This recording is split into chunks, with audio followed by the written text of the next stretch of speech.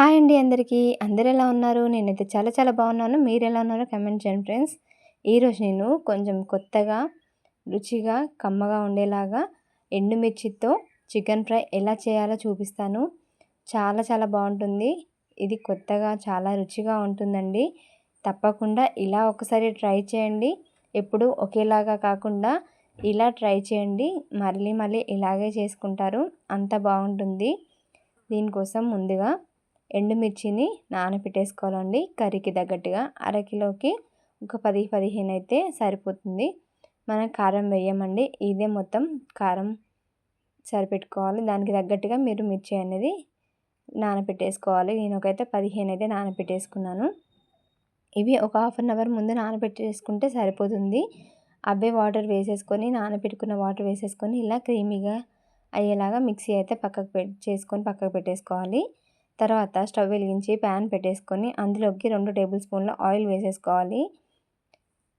Oil వేసేసుకొని chicken ముందుగా కడిగి పెట్టేసుకున్నానండి. కొంచెం ఉప్పు, నిమ్మరసం వేసేసుకొని మంచిగా కడిగేసుకోవాలి.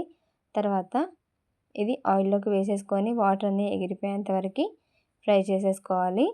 మనకి చికెన్ కడిగేటప్పుడు ఉప్పు, నిమ్మరసం వేసుకొని కడిగితే నీచు వాసన అనేది రాకుండా ఉంటుందండి.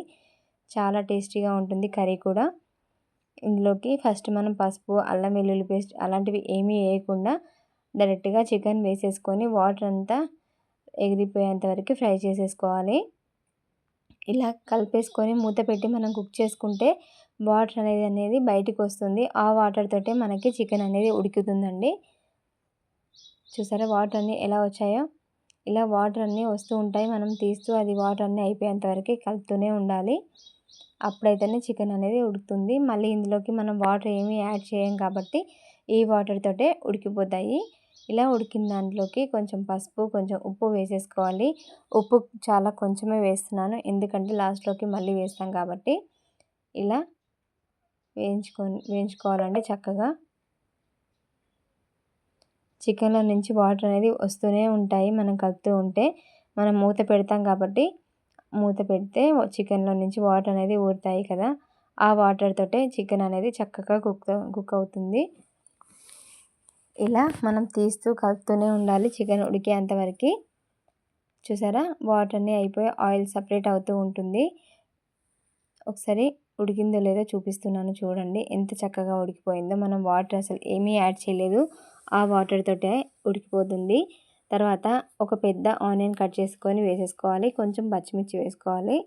ఇదేంటి ఇప్పుడు వేసింది అని అనుకోకండి, ఇప్పుడైనా వేసుకున్న చాలా చాలా బాగుంటుంది. చక్కగా ఉడికిపోతాయి ఆనియన్స్ అనేది. ఫస్ట్ వేయడం కంటే ఇలా వేసుకోవడం వల్ల కూర రుచి అనేది మరింత పెరుగుతుంది. ఇలా వేసుకొని కొంచెం అల్లం వెల్లుల్లి పేస్ట్ కూడా వేసేసుకొని ఆయిల్లో చక్కగా ఫ్రై చేసేసుకోవాలి. ఇలా మొత్తం అంతా ఫ్రై చేసుకున్న తర్వాత ఆనియన్స్ మగ్గడానికి మూత పెట్టి కుక్ చేసుకోవాలండి. ఒక 5 నిమిషాలు కుక్ చేసేసుకోవాలి.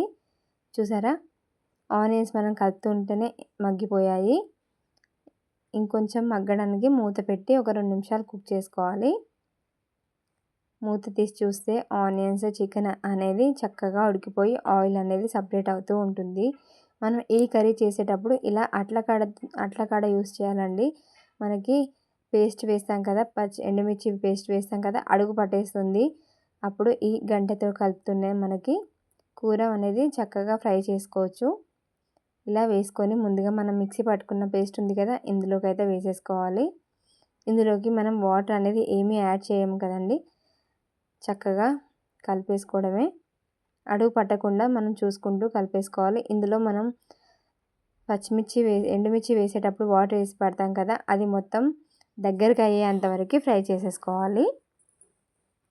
వాటర్ ఊరుతూ ఉంటాయండి, ఆ వాటర్ అంతా దగ్గరికి అయ్యేంత వరకు చికెన్ అనేది మొత్తం ఫ్రై అయ్యేంత వరకే కలుపుతూనే ఉండాలి. మనకి గంటెతో కాకుండా ఇలా అట్లకాడతో కలుపుకుంటే కర్రీ అనేది చక్కగా ఈజీగా కలిపేయచ్చు. మూత పెడుతూ తీస్తూ కలుపుకోవాలి. ఆయిల్ అనేది ఎంత బాగా సపరేట్ అయిందో చూసారా. ఇలా చూసారా మనం కలుపుతుంటే అర్థమవుతుంది కదా, అడుగు పట్టేస్తూ ఉంటుంది ఎండుమిర్చి పేస్ట్ వేయడం వల్ల. అలా అడుగు పట్టకుండా ఇలా కలుపుతూనే ఉండాలి. చికెన్కి మొత్తం అంతా పేస్ట్ అంతా పట్టేంత వరకే కలుపుకుంటూనే ఉండాలి. అప్పుడైతేనే కూర రుచి అనేది మరింత పెరుగుతుందండి. ఇలా మొత్తం అంతా కలిపేసుకుంటూ ఉండాలి. మరో 5 నిమిషాలకు ఒకసారి కలుపుతూ మూత పెడుతూనే ఉండాలి. అప్పుడైతేనే బాగుంటుంది. తర్వాత కొన్ని జీడిపప్పులు వేసుకోవాలి.